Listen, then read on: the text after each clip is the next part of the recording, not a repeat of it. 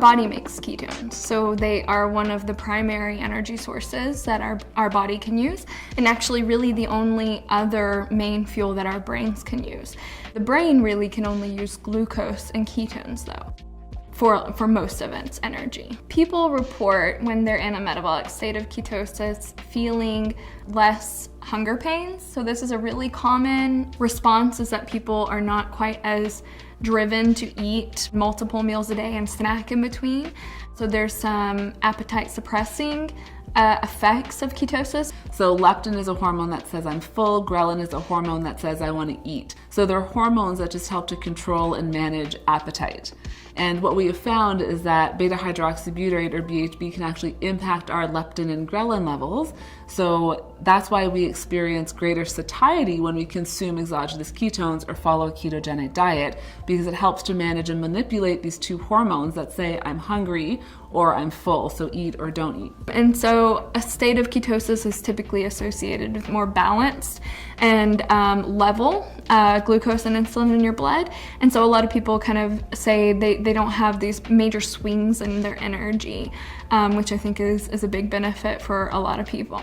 Our research on exogenous ketones has focused on performance predominantly. So we've done a number of studies in athletes looking at their ability to perform intermittent running protocols. So that mimics, for example, team sports like soccer. One of the more interesting findings that we had was that in what's typically seen with high intensity efforts is that athletes will tend to, their cognitive function will tend to decline over the course of a session. And what we have seen is that decline is prevented when ketones are added to the fuel mix. So a single dose of exogenous ketones will typically raise beta hydroxybutyrate levels within about 15 to 20 minutes, and they'll tend to stay elevated for up to 2 hours. Depending on the dose, it can get you into a level of ketosis that can definitely have metabolic effects that could potentially enhance performance. What we know from looking at rodent studies that have been done that have looked at training, they've been able to show that in muscle, after a period of training, these rodents are better able to uptake and utilize ketones. So there's definitely something going on in the periphery in terms of the use of ketones. There's no doubt they can be used. People are still doing research to understand the differences between ketosis induced by a dietary state of ketosis or fasting versus exogenous ketones.